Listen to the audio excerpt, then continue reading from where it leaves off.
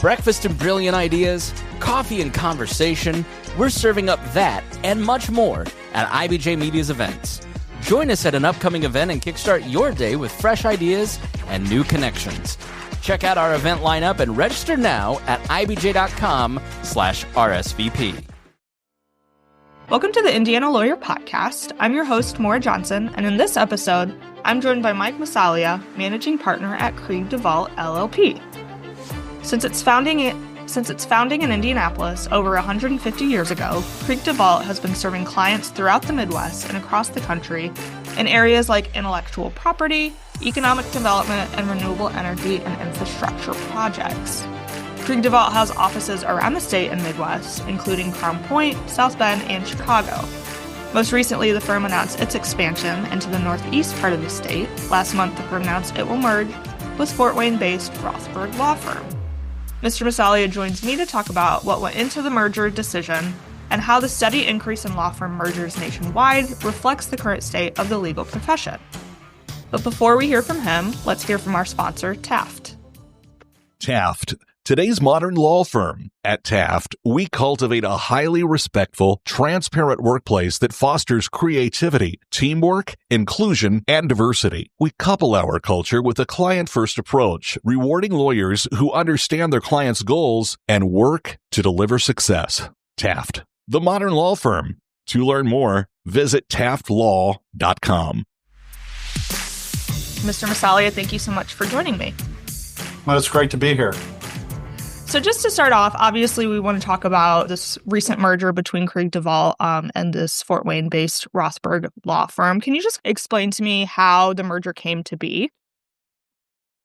Well, the merger with Rothberg, Logan, and Warsco is consistent with our firm's strategic plan, which prioritizes thoughtful growth through targeted mergers and lateral acquisitions. Our plan is not to grow for the sake of growth, but to make sure that positively impacts our ability to serve our clients. And as part of that merger strategy, we identified Fort Wayne as a key geographic area where we wanted to expand, given its position as Indiana's second largest market and its robust business environment. And Rothberg was at the top of our list. Our interest in Rothberg was further sparked when one of our partners, a former Rothberg attorney, was working with another Rothberg partner on a matter, and they suggested that our two firms explore a combination. This led to a series of discussions really grounded in our shared values, our complementary strengths, particularly in banking and healthcare, and a mutual commitment to delivering exceptional client service. And just for me, I see a lot of times, obviously, mergers and acquisitions used, but I also see combinations. Would you mind just explaining to me if there are any differences between like mergers and combinations? Well, combinations are typically when you combine the assets of a firm with another firm, and a merger is more of a legal function where you actually merge one firm into another. Okay. So this is a combination, just to clarify.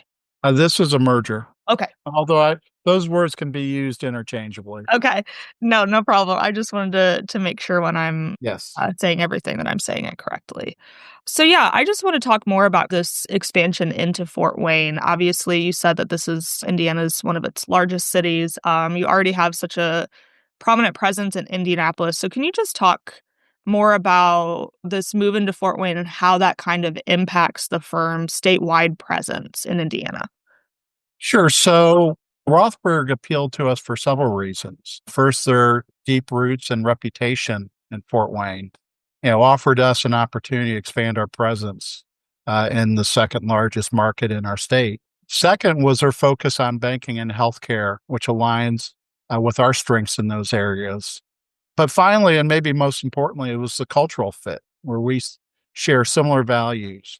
Rothberg has a commitment to their clients like we do, commitment to each other, share an ownership mentality, respect for one another, and excellence in all we do. So those were critical to us moving forward with this opportunity.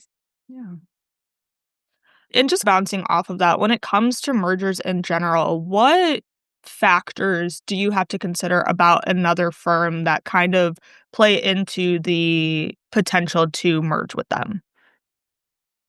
Well, we consider our well-defined set of merger criteria Mhm. when we evaluate a merger partner. And that's first, alignment with our client service philosophy and our core values, Mhm. uh, cultural fit and shared vision, complementary practice strengths and geographic reach, but how we compensate our attorneys, how they compensate attorneys. That's an important part of it.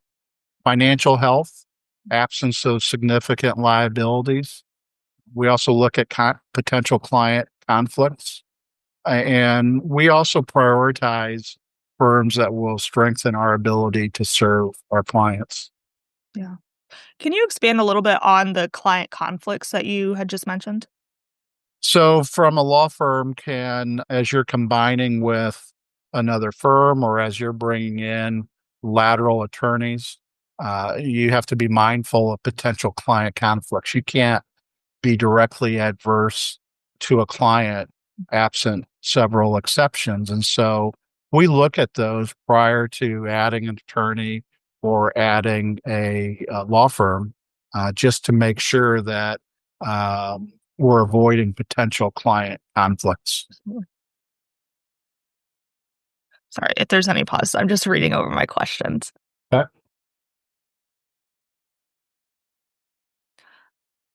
So just talking specifically about Krieg DeVault itself, when it comes to, again, pursuing a merger, what factors within your firm do you have to consider when making the right call on whether or not it's time to merge with another firm? We look at a number of factors. Again, we're looking at alignment. Do our two firms align? We look at client service. We look at our core values. Again, we look at cultural fits, how the practice groups combine, and how we'll work together going forward. It's very important that if we just continue doing the work we did prior to the merger, if they kept doing the work they did, and we didn't grow beyond that, if we didn't find synergies, we didn't find opportunities to work more together, it's not a successful merger, and it's really something that we wouldn't be very interested in here. But as we looked at Rothberg, we saw those opportunities. We saw that we had clients in Fort Wayne that we can better serve now being in Fort Wayne.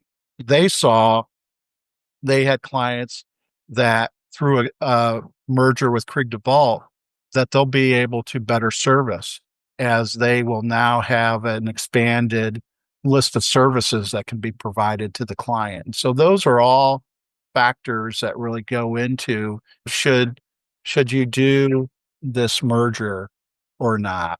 And also from our standpoint, we couldn't undertake a merger if our partners were not aligned.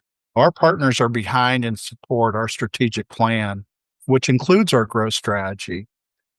They also value our culture and our adherence to our core values, which is very important as we look at opportunities. Those are factors that are very important to us and factors that we consider throughout the merger process. Yeah. And you talk about culture within the law firms. What are the biggest things you prioritize within that sphere that emphasize good culture amongst your attorneys and your clients?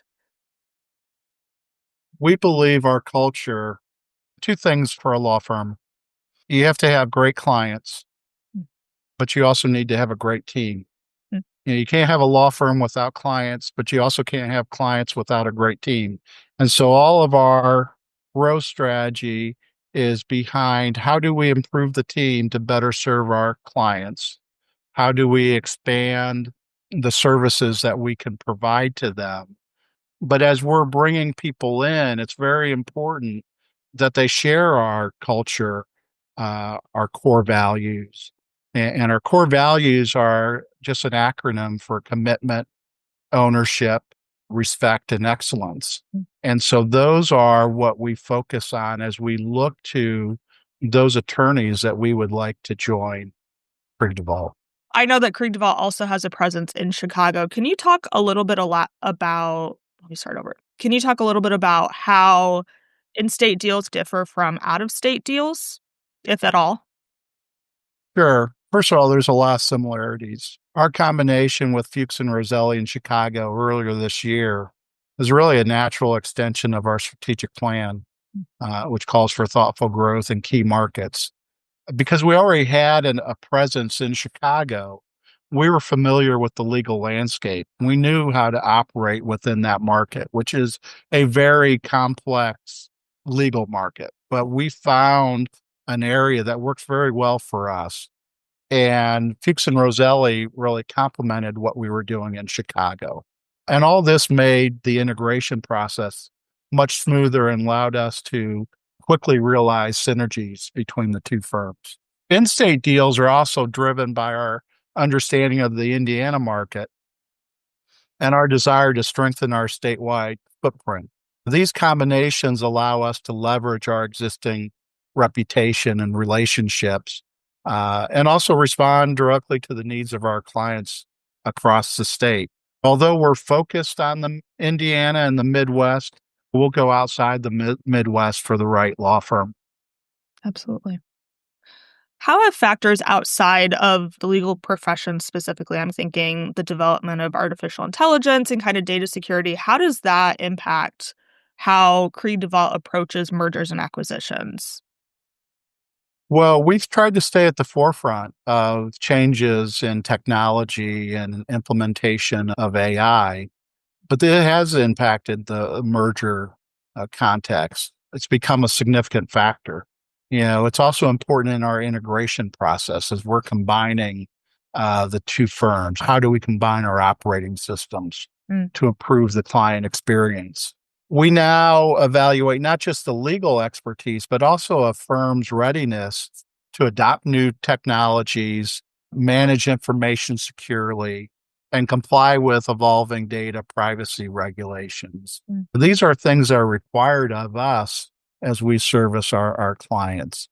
But mergers are also an opportunity to combine resources and invest in technology, making sure that we can deliver innovative, secure, and efficient legal services to our clients.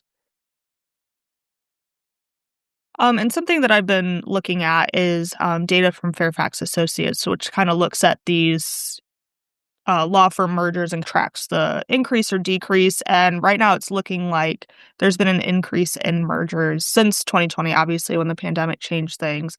But in your opinion, what does this increase in these mergers say about the legal profession in 2025? There were mergers happening before the pandemic, and it certainly has continued post-pandemic. The legal industries, like most industries, that consolidate over time, and that's going to continue. What's going to be interesting is to see what separates the winners from the losers in those strategies. And I think that's really going to be focused on who has a strategic direction for their growth versus just growing for the sake of growth. And then who is able to successfully integrate their acquisitions. Can you grow and at the same time maintain your culture? Can you work effectively across offices and cross-sell to your clients? That's what's going to separate, the winners from the losers. What is on the horizon for Krieg DeVault in 2026, and how does this recent merger come into play? Well, looking ahead, our focus remains on strategic growth, targeting mergers and lateral acquisitions that strengthen our ability to serve clients, deepen our practice areas, expand our geographic reach. Krieg DeVault has become an acquirer of choice. We offer firms the ability to join our thriving practice, really to reduce their administrative burden and broaden the services available to their clients, and tap into our overall firm strategic plan and those of our practice groups. The Fuchs and Roselli and the Rothberg combinations are key steps in that journey, proving that our growth strategy works and strengthening our presence in key markets, which is going to put us in a position to deliver even greater value to our clients in 2026 and beyond. Well, those are all of the questions I have. Is there anything else I didn't ask that you wanted to add in that we can always splice in later? Yeah, so you asked about the impact on Indiana's legal community. Krieg DeVault's history extends over 150 years in the state of Indiana, and we're proud of that history and the impact that it's had on Indiana's legal community. Expanding into Fort Wayne really solidifies Krieg DeVault's position as a leading law firm in the state of Indiana, and it complements our existing offices in Indianapolis, Carmel, the South Bend, Mishawaka area, the Crown Point office in the region, and of course, Chicago. It enhances our ability to serve clients statewide and strengthens our reputation and allows us to offer a broader range of services in key practice areas. And by combining with a respected firm like Rothberg, we're reinforcing our commitment to Indiana's legal and business communities. Yeah. And I would say that the state of Indiana has such a robust legal community, especially with so many law firms in Indianapolis. But again, just building on those other cities, I would imagine is very important. No, it's critical to our success. When I joined the firm, we were just in downtown Indianapolis. Mm-hmm. And since then, we've grown and expanded our reach, which I believe allows us to better serve our clients. That's it from me this week. Thank you for listening to the Indiana Lawyer Podcast. If you'd like to learn more about legal stories happening around the state, you can head on over to our website at theindianalawyer.com. And while you're there, you can subscribe to our newsletters, check out more from the podcast, and listen to podcasts from across the IBJ Media Network. And if you're on social media, please visit our pages on Facebook, Twitter, Instagram, and LinkedIn.